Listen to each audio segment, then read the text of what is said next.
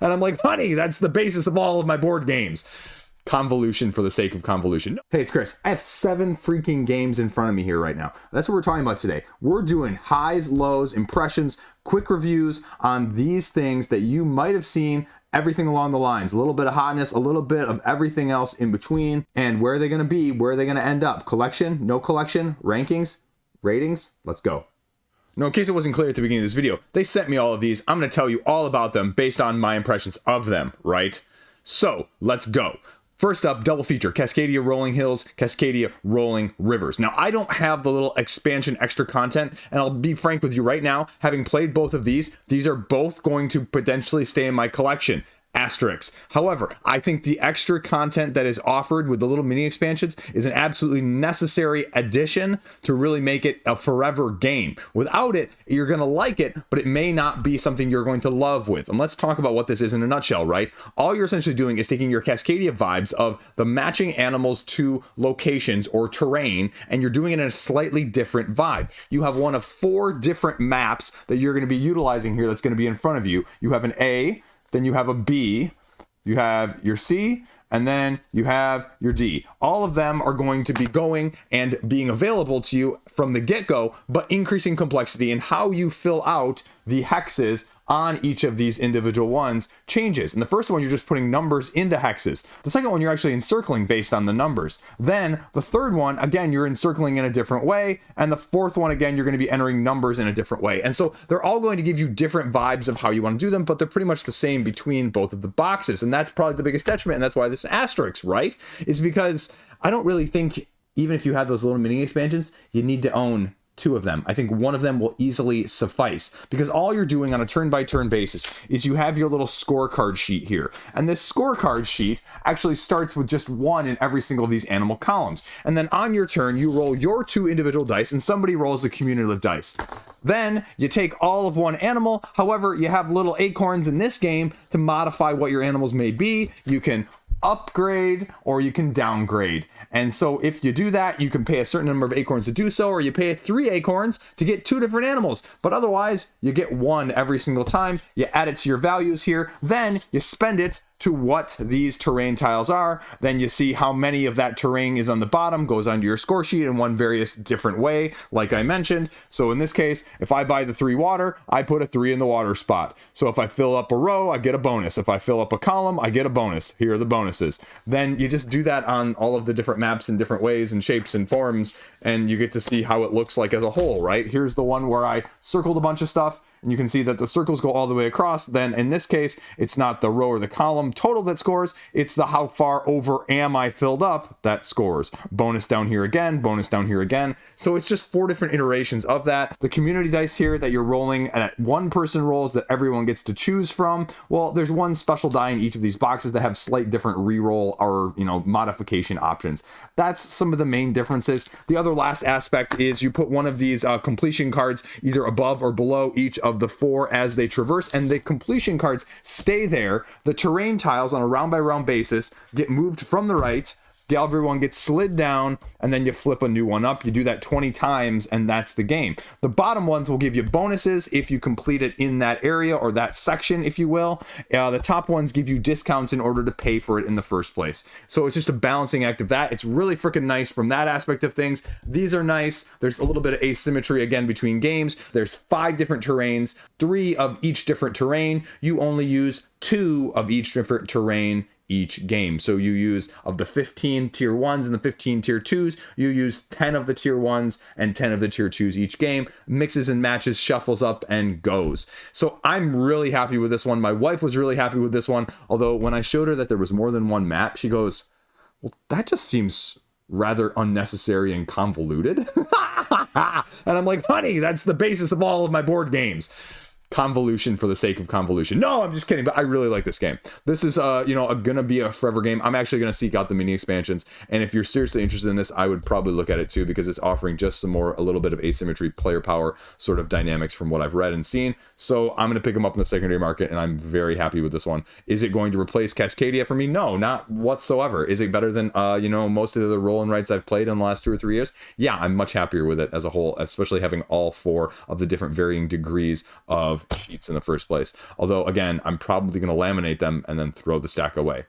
Yeah, I said it.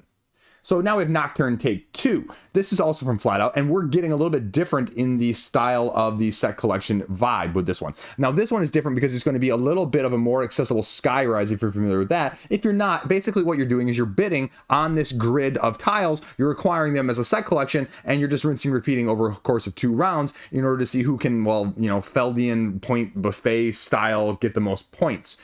And as you can see, there are a ton of different ways you're going to be scoring. So yeah, wasn't kidding about that. And what I mean by that is you're going to have a different number of tiles. And so at the beginning of a round, basically someone just lays a tile down with a number and you just have to beat it or pass. And if you can beat it, you play one of the places orthogonally next to it. And you go until somebody decides not to. The winner then puts one of their tokens face down in that area. The losers get the choice of taking their token back or sliding their token to the sideboard. The sideboard is going to be your loser's board, if you will, because if you have the highest token on the loser's board, you get your choice of these side loser tiles. I know, it's just fun to say. And so those are also going to be, you know, in order rank based on which ones are lost there. So if the other one that's lost next is a 1, it's going to go there. And then it's a 3, it's going to bump the 1 down. So it's got 3. So you can start to see how that dynamic is going to be. And then this tile grid is going to be based on the number of players. It's going to be larger for more players, smaller for less players. And you're slowly then going to play the next one adjacent to wherever the previous one was started. And you go again until somebody decides that they don't want to do that. They flip it over. This one goes over here. And so you start to see how things are going to be done. So eventually the tricky part of this game is that you can start to be strategic in where you're going to be placing these and what orthogonal positions are actually going to be open, because you can back yourself into a corner in a good way, but also in a bad way in terms of not allowing for anyone else to be able to get one of these because there are just no tiles left to the previous one that's down. So for example, if this one and this one were gone and there were 2 previous tiles down right there and this one was just the one that was 1, well then all I have to do is put it there. That one's automatically mine, no big deal. But now well, I get that one, but now green is you know, sort of backed himself in the corner, so now purple will get to go and get to start anywhere on any of these other tiles. And so you just do that over 2 rounds. So then the other modifier that goes along with this as you are slowly running out of tiles is you're going to have both objectives for the immediacy as well as long-term objectives based on the first or the second round that are available to you. Then you're also going to have little potion combinations, not only to, you know, utilize the set collections individually between, say, all of the red egg tiles here, so the more that you have, the less that they're worth, but also counting the symbols that are in the upper left-hand corner to match whatever potion card you have here as well from an individual basis, so that you need to match them to get additional points there. And so it's just a whole host of that, because there are even double level ones where if you match just the top 3 here, you get 3 points, but then if you match the whole card, you get 7 points, and rinse and repeat with all of the different symbologies. Tiles that allow you to copy, tiles that allow you to mitigate, tiles that allow you to draw extra of these potion cards in the first place. There's a solo mode as well. You start out with 1 of these asymmetric different potions in the first place, and you just go over 2 rounds, relatively straightforward, relatively snappy, relatively quick. You have a little bit of a balancing act in the middle between rounds 1 and 2. So if you're one of those people where, you know what, you just don't win a whole lot of these and they all get snapped up by your opponent, well, with the ones you have left, you get to choose the ones that are more powerful here, because you're going to have extra spell numbered tokens here that are higher than your highest ones from the previous round, essentially. And so they're going to be your trump cards, your catch-up leader mechanic as a whole to get back into the game, so that it doesn't feel like the, you know, rich are just getting richer as a whole. What do I think of it? I mean, I think I like it. The more I've played of it, though, the less enamored I have been overall with it. You have asymmetric player powers that are available to you as well as sort of the little mini expansion, as I was just talking about missing out on the other mini expansion. And so they're nice. And there are 2 of them, and so you get 2 different options for each character. But again, nothing is make or to break it. And again, having played it now like half a dozen times or so, I just feel like it's missing something. It's missing some other additional mechanic, because you're just kind of doing a little bit of scoring here. I like the sideboard. I like the individual, like, okay, well, be the first to control an area on this of 3 or more. So if this one was green and this one was purple, so maybe I have my area of 3 like that. So you have those as part 1 of the rounds, and then 3 per area of exactly 3 later on. So you have your immediacy and you have your end game, like I was talking about, and it's just nice. But ultimately, in the land of 30 to 45 minute fillers, I'm not sure really where it stands, because again, comparatively, I'd rather play Cascadia Rolling, right? I'd rather play Cascadia. I'd rather play Harmonies. I'd rather play a few of those things like Veil of Eternity even. And so with this one not being bad by any means, It's also not the standout I was sort of expecting, hoping, as a more accessible Skyrise bidding sort of manipulation on the board. Is it going to go anywhere at this point? No, because I kind of like the little sideboard thing. I like the, you know, little bit of control in this.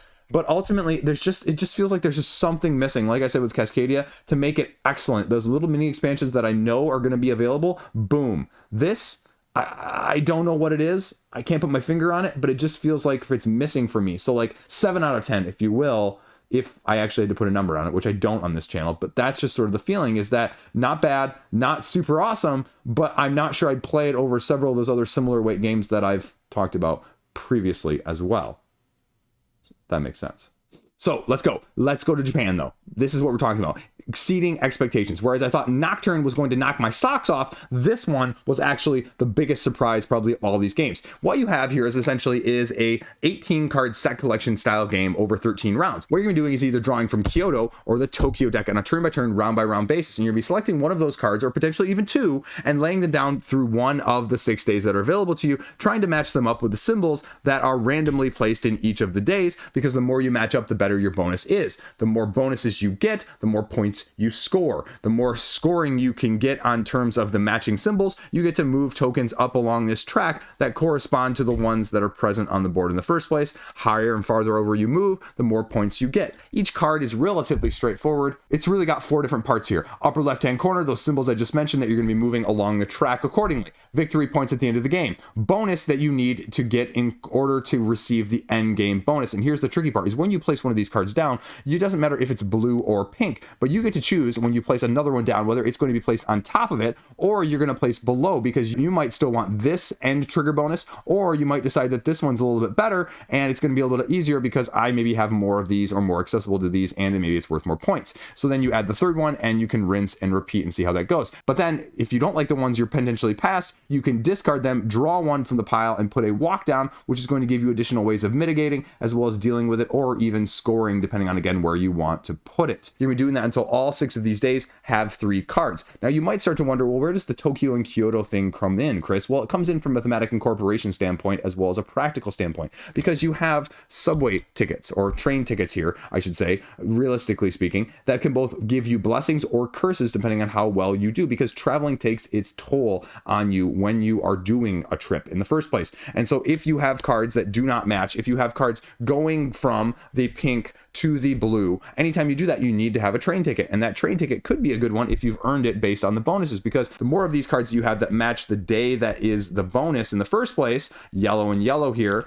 blue, green, then you get better bonuses in the first place. Then you get better bonuses in order to mitigate as well as give you more victory points. One of those is a positive train ticket, and then you can utilize this anytime you have to go at the end game between the red and the blue. But then if you do not have them at the end of the game, you have to pay for every single one that you have, and that basically just means flip it over to the other side, and it's going to cost you 2 victory points instead of gaining 2 victory points. So that's the rinse and repeat. Like I said, you're doing this over 13 rounds here, where you're either playing one, passing one, playing two, passing two, playing one, passing one. And so what you're doing there, though, is you're playing them and passing them, because eventually you're going to build them up, because when you pass them, you put them on the next person's board over to you. Then eventually on those in-between turns here, here, here, and here, you draw up what's been passed to you, and you then have to choose how you're going to use or manipulate them in the first place. There's a mood, a thematic incorporation, because, you know, high risk, high reward. You may get some less desirable locations in terms of some of the negative moods as well as negative points here, but they may be worth more victory points overall, right? Like the job that you hate that pays twice as much as your other one.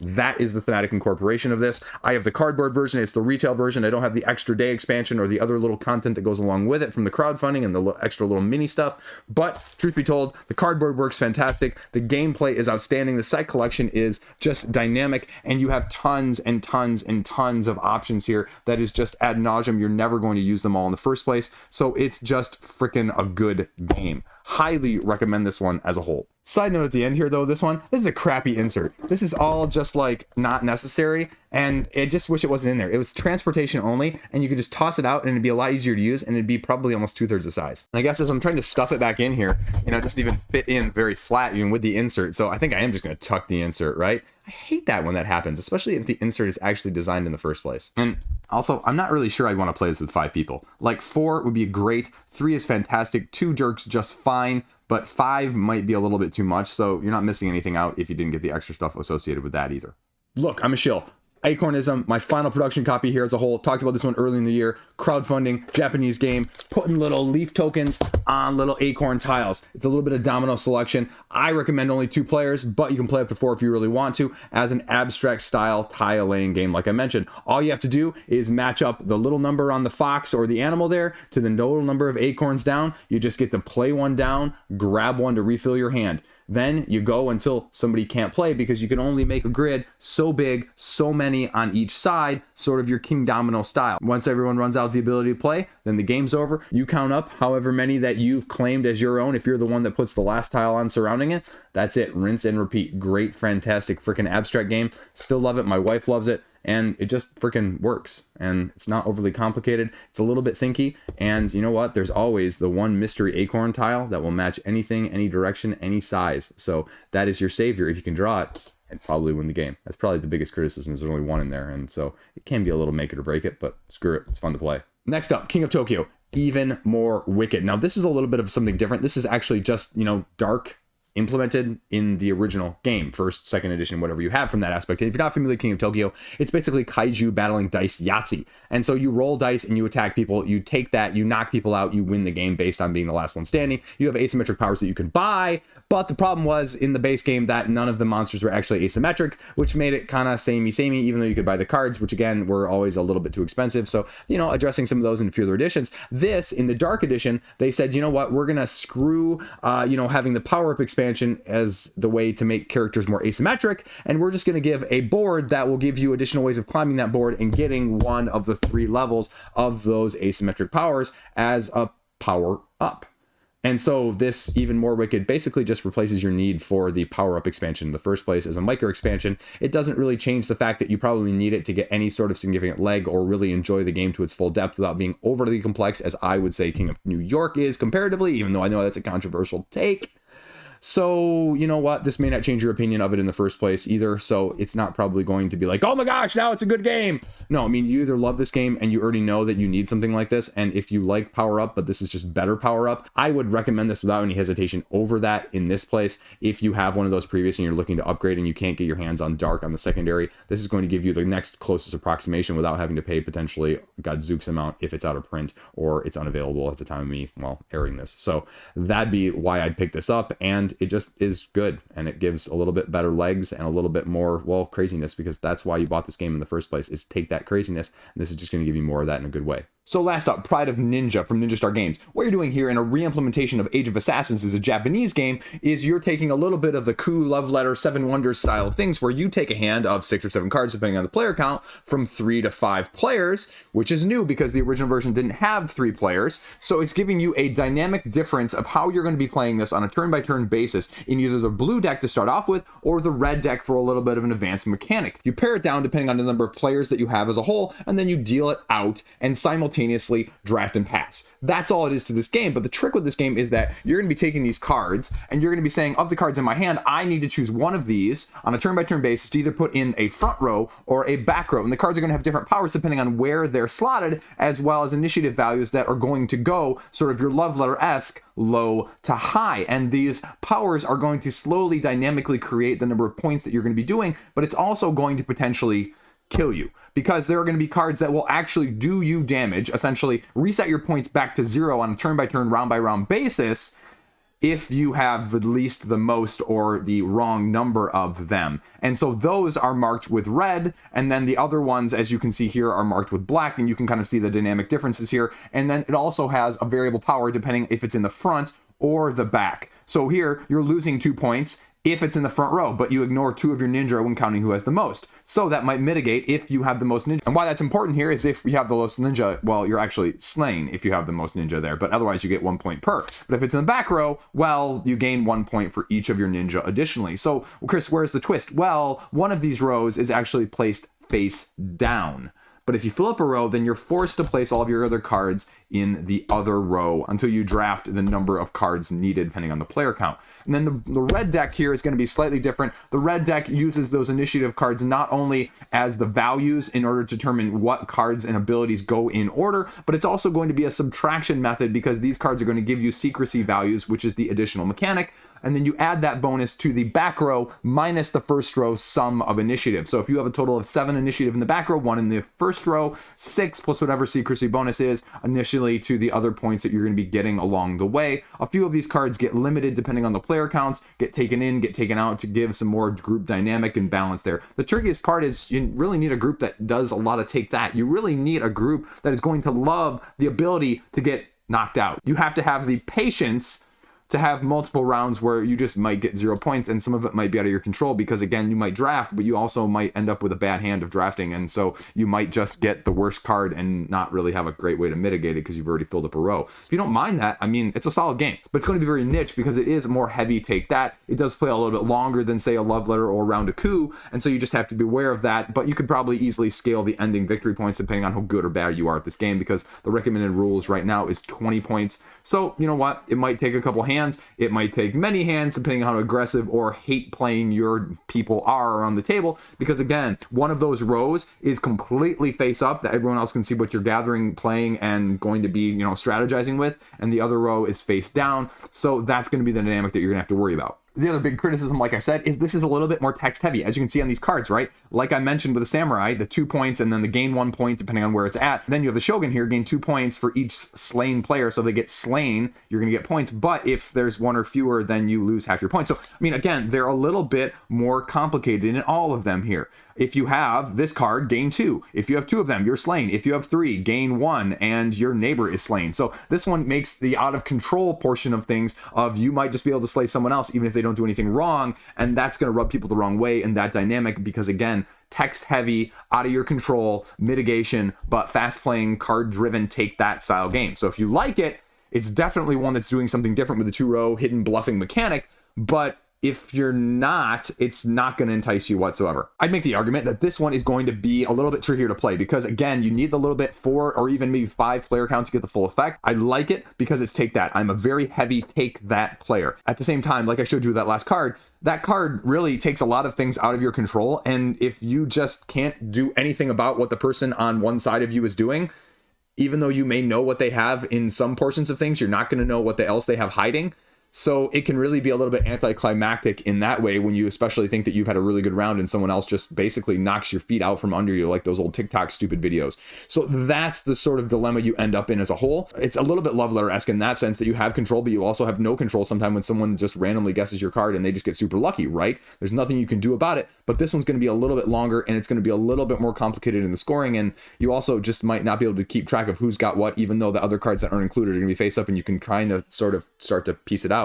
You still might not be able to because of that hidden mechanic, and how much is that going to frustrate you versus how much is that just going to be a crazy chaotic fun that you enjoy, because that is a very, very thin line, and at times this skirts the line on either side of things where very happy because it's crazy, it's happening, it's cool, it's whoa, and at the other time it's like, come on, you got to be kidding me, freaking right? So that's the balancing act, and this one kind of skirts both sides of the lines in that way. And so that's why I'd say I don't really know how I feel about it in terms of comparison to other light style card games, even like an Oriflamme, where you have that, but it's a continual ongoing basis. Again, you could just get kind of screwed round after round with this, and well, it just might be that game for you if your group is that mean. So there you go. Those are the games, the video. And we'll be doing another one of these again sooner because I have a few Euro games we got to compare. Well, not probably compare head to head, but let me know my thoughts on them. So there you go. Thanks for watching. Stay classy. Have a great freaking day. Peace out. See you around.